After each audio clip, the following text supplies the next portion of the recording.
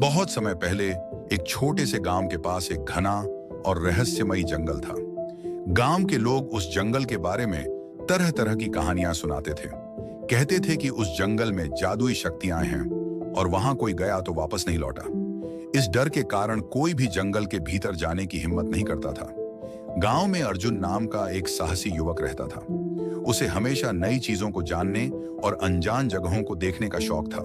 उसने गांव के बुजुर्गों से उस जंगल की कहानियां सुनी और सोचने लगा, क्या सच में वहां कोई रहस्य है या यह सिर्फ डरावनी कहानियां हैं? एक दिन अर्जुन ने निश्चय किया कि वह जंगल के अंदर जाकर सच्चाई का पता लगाएगा।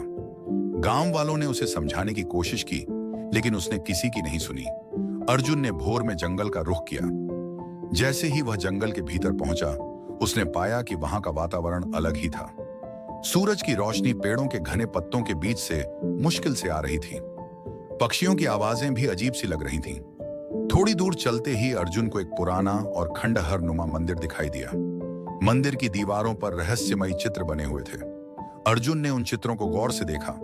उनमें से कुछ चित्र युद्ध के, कुछ जानवरों के और कुछ जादुई शक्तियों के प्रतीक थे। अर्जुन जैसे ही मंदिर के अंदर पहुंचा, एक गूंजती हुई आवाज सुनाई दी, अर्जुन, तुम यहां क्यों आए हो? अर्जुन चौंक गया और इधर उधर देखने लगा। तभी एक साधु प्रकट हुए। उनकी सफेद दाढ़ी और चमकती आंखें देख अर्जुन को आश्चर्य हुआ। अर्जुन ने हाथ जोड़कर कहा, महाराज, मैं यह जानने आया हूं कि इस जंगल का रहस्य क्या है। लोग कहते हैं यहां कोई जादुई शक्ति है। साधु मुस्कुराए और बोले, यह जंगल हर उस व्यक्ति को डराता है जो लालच और बुरी नीयत से यहां आता है, लेकिन जो व्यक्ति साहसी और सच्चे दिल से आता है, उसे यह अपने रहस्य खोल देता है। साधु ने अर्जुन को एक कुएं की ओर इशारा किया। उन्होंने कहा, यह जंगल केवल तुम्हारी परीक्षा ले रहा था। इस कुएं के अंदर सोने और चांदी का खजाना है, लेकिन ध्यान रखना, इसे केवल भलाई के कामों के लिए इस्तेमाल करना। अर्जुन ने साधु का धन्यवाद किया और कुएं से खजाना निकाला।